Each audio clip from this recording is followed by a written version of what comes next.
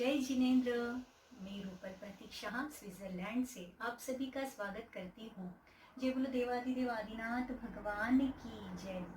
मैं आज प्रथम तीर्थंकर आदिनाथ भगवान के जीवन का परिचय संक्षिप्त रूप में आप सभी को बताने वाली हूँ। हम शुरू करेंगे तृतीय काल से।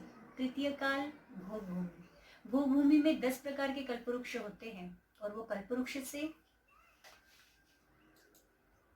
कल्पवृक्ष से हमें तरह तरह की चीजें जैसे वस्त्र, आभूषण, सभी प्रकार की चीजें हमें उपलब्ध हो जाती है। तृतीय काल के अंत में कुलकर 14 कुलकर के अंतिम कुलकर नाभिराज और उनकी रानी मरुदेवी थी। आषाढ़ कृष्ण द्वितीया के रात्रि के प्रहर में रानी मरुदेवी ने 16 स्वप्न देखे और बाद में सफेद बैल जाता हुआ देखा तो उन्होंने गर्भ धारण किया। उसके बाद 9 महीने बाद ऋषभ देव का जन्म हुआ। जन्म होते ही सौधर्म इंद्र उनको पांडुशिला पर ले जाकर 1008 कलशों से उनका अभिषेक करते हैं और उनका नाम रखते हैं ऋषभ देव आदिनाथ, उनके नाम है। धीरे धीरे राजकुमार आदिनाथ बड़े होने लगे और उसी तरह भोग भूमि के जो कल्पवृक्ष है उन्होंने भी भोग सामग्री देना बंद कर दिया और आजीविका चलाने के लिए राजकुमार आदिनाथ ने असीम मसीह कृषि, वाणिज्य, शिक्षा आदि सभी प्रकार की ज्ञान लोगों को दिया। उससे लोगों को बहुत शांतता महसूस हुई और हर्ष हुआ। तदुपरांत राजा नाभिराज ने भगवान आदिनाथ का विवाह कर दिया। विवाह के उपरांत उनका राज्य तिलक कर दिया। आज भगवान आदिनाथ को 101 पुत्र और 2 पुत्रियां थी।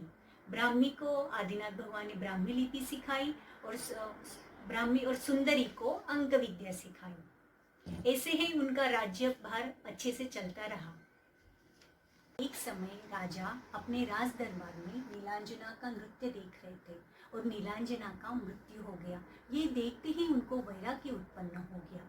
उन्होंने अपना राजभार भरत और बाहुबली को सौंपकर अपने ही जन्मदिन चैत्र कृष्ण नवमी को सुदर्शन पालकी में वटवृक्ष के नीचे दीक्षा धारण कर ली और तत्पश्चात 6 माह के लिए ध्यान में बैठ गए।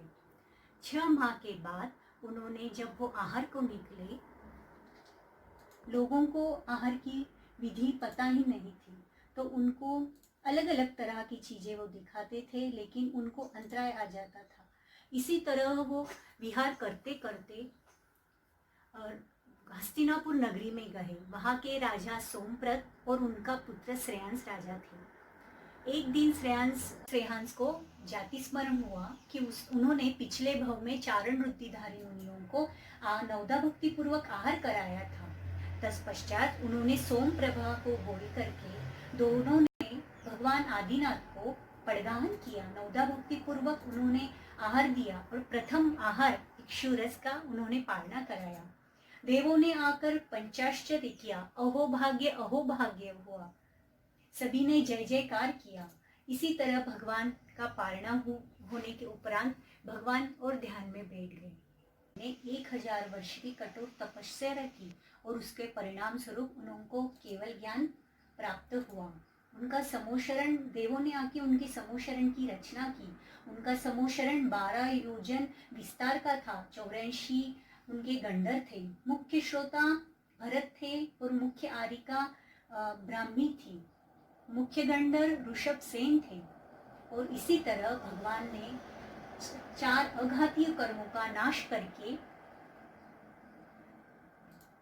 मोक्ष को प्राप्त कर लिया। माघ कृष्ण 14 के दिन कैलाशगिरी पर्वत से पद्मासन से उनको मोक्ष की प्राप्ति हो गई।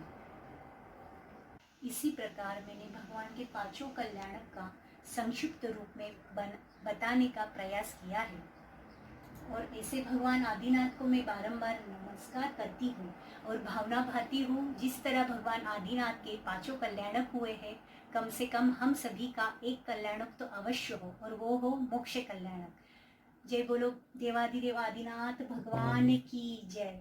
जय बोलो जय बोलो संत शिरोमणि आचार्य गुरुवर विद्यासागर मुनि महाराज की जय, समस्त मुनि संघ की जय। आप सभी का धन्यवाद। जय जिनेन्द्र।